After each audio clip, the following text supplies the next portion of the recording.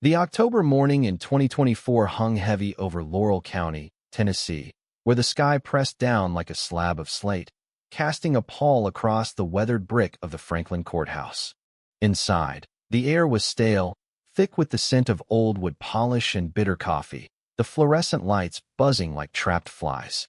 The courtroom felt less like a place of justice and more like a tomb, where silence wasn't just expected, it was enforced. On that chilly Monday, 16-year-old Jaden Carter sat in an orange jumpsuit, cuffs biting his wrists, his lean frame steady despite the blood drying on his lip. Black, quiet. His eyes held a stillness that wasn't surrender but survival, a gaze that had learned to weather judgment before a word was spoken. The gallery creaked with whispers, a white man in a cheap suit muttering, "Probably trouble from the start," his wife nodding as if Jaden's fate was already carved in stone. Judge Henry Caldwell, 62, with a jowly face and glasses perched low, shuffled papers without a glance, his frown a permanent fixture. The bailiff called the case, and Caldwell grunted, "Proceed." Officer Carl Tatum, 50, white, broad-shouldered, with a buzz cut and a swagger that screamed untouchable, took the stand. His voice was flat, rehearsed, as he painted Jaden as a threat. The defendant was belligerent, resisted arrest, forced me to act. He didn't look at Jaden, didn't need Tohe's badge was his shield, and in this room, it was enough. Caldwell nodded, a slow tilt that wasn't just agreement, but a signal to move on. Jaden stayed silent, his posture unyielding, until he spoke, soft but piercing. "Is that what you call law?" The words landed like a stone in still water, and Tatum's head snapped toward him. Without warning, he stepped down, crossed the floor, and slapped Jaden hard across the face. The crack echoed, freezing the room. No gasps, no cries, just a suffocating hush. Jaden's head tilted slightly, but he didn't wince. He wiped the blood from his lip, slow and deliberate, his eyes locking onto Tatum's. "That's a mistake you'll carry forever," he said, voice low, steady, a promise carved in steel. The bailiff didn't stir. Caldwell said nothing. The silence grew heavier, a confession of complicity. But in the back, a man in a charcoal suit shifted, his presence unnoticed until now, his eyes fixed on the boy who refused to break. Caldwell cleared his throat, his voice thin. "Recess, 10 minutes." The crowd shuffled out, murmurs trailing like smoke, but Jaden stayed seated, blood still visible, a deliberate mark. The deputies avoided his gaze, as if meeting it might unravel something they couldn't face. Attorney Lena Brooks, 38, black, in a sharp gray suit, slipped in from a side door, her steps measured, her eyes fierce. She knelt beside Jaden, voice soft. "I'm Lena, your counsel." Jaden didn't look up.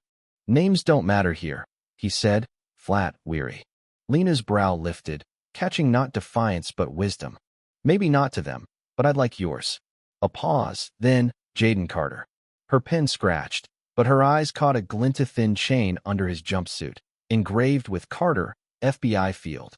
Her breath hitched. She knew that chain, issued to protected families. Jaden tucked it away, whispering. Not hiding, just done explaining. Lena nodded, heart racing. "It'll matter soon." Two deputies approached, smirking, one officer Vance, mid-30s, wiry waving a clipboard. "Routine drug check," he drawled. Lena stood, voice sharp. "He's a minor, not charged with possession. This is harassment." Vance ignored her, dumping Jaden's backpack books, a sketch pad, a sandwich onto the floor. "File a complaint later," he sneered. Lena's fists clenched. "You're doing this in a courtroom, under federal watch." Vance scribbled, tore off a sheet, and slapped it down. "Suspicious behavior, no contraband." Jaden repacked his bag, slow, methodical, as if he'd done it 1,000 times. Vance leaned in, muttering, "This kid's no student, just a future inmate." Lena's voice was ice. "I'm requesting a misconduct hearing." The deputies sauntered off, unbothered. Jaden leaned back, voice low. "They don't misstep by accident. They bet no one stops them." Lena exhaled, sensing a fight bigger than the docket. Recess ended, the crowd filtering back, the air now electric, charged with unease. Caldwell resumed, muttering, "Proceed." Lena rose, holding a USB like a weapon. "Your Honor, I have new evidence security footage from Darrow and Third, contradicting Officer Tatum's testimony. Caldwell's eyes narrowed. Authenticated. Third-party verified. Timestamped, Lena said. The clerk inserted the drive, and the screen flickered to life. Grainy but clear, it showed Jaden catching an elderly black man as Tatum shoved him. Jaden stood firm, arms raised to protect, not attack. The room stilled, jurors leaning forward, a woman in the gallery stifling a sob. Lena's voice cut through. This is truth, not assumption. My client protected a civilian. That's not Crimite's courage. Caldwell leaned back, wiping his glasses, voice cold. Unverified. Motion to dismiss denied. Tatum laughed, low and cruel. Always the same sob story, huh? Poor kid playing hero, till he's cuffed. He sneered at Jaden. Your truth don't matter, boy. It's about who tells the story. The word boy hung like poison. Lena's objection was cut off by Caldwell's, overruled.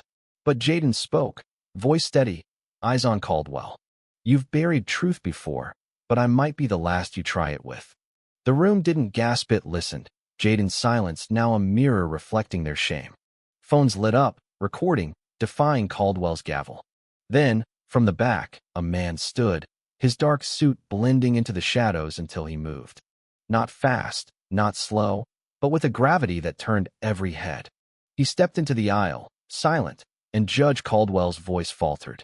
Sir, you're not permitted. The man raised a leather badge, gold glinting. I am permitted, he said, voice like iron. Andre Carter, Deputy Director, FBI. The room froze. Caldwell paled.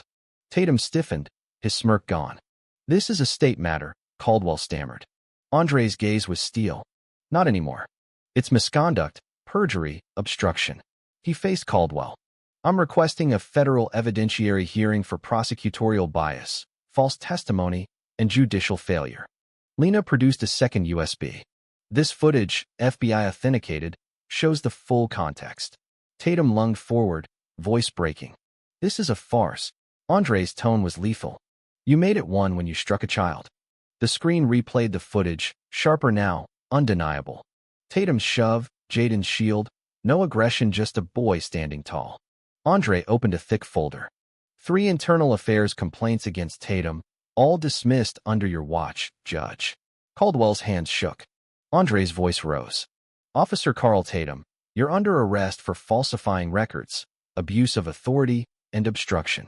Agents flanked Tatum, cuffs snapping shut as he raged. This ain't how it works. Andre stepped close. It is now. Flashbulbs erupted, phones captured every second. Jaden, still cuffed, turned, a faint smile breaking through the blood on his lip. Tatum's shouts faded as agents dragged him out, his defiance crumbling under the weight of exposure. Caldwell sat motionless, a relic of a rotting system, his gavel useless. Jaden stood, voice clear, facing Caldwell. You buried me with your silence. Every nod you gave to lies. Every time you let men like him turn justice into a game. I didn't scream because I knew truth doesn't need my voice, it finds its own. The gallery held its breath, eyes wet, hearts heavy. Andre placed a hand on Jaden's shoulder. Ready to go, son? Jaden nodded. Only with you. The cuffs fell away, and as they walked out, the crowd parted, not in fear but awe, clapping softly, a wave of respect rising. Outside, the courthouse steps swarmed with reporters, cameras flashing, voices clamoring. Jaden, what's next? Mr. Carter, was this planned? Jaden faced them calm. When justice speaks, you don't need to shout. The words silenced the chaos, a photographer lowering his lens in reverence. The footage of Tatum's arrest hit the internet minutes later, Jaden's bloodied smile, trending nationwide. The FBI reopened every case under Caldwell's tenure, civil rights lawyers digging for buried truths. Victims spoke out, their voices a flood unleashed by one boy's silence. In a Memphis bar, an old man watched, whispering, he didn't break. In a Nashville classroom, a teacher showed the clip, calling it courage. In Laurel County, an elderly woman left the courtroom, muttering, they thought they'd crush him, but he built something they can't hush. Andre and Jaden walked to their car, steps in sync, silence now a bond. Andre spoke, voice raw. I missed too much of you. Thinking distance kept you safe. Jaden glanced at him. You saw the part that counted. The crowd's applause followed, but Jaden didn't look back. His fight wasn't for cheers, it was for every kid told to sit, every truth smothered by power, now rising like dawn. What do you think? Was Andre's intervention justice or overreach?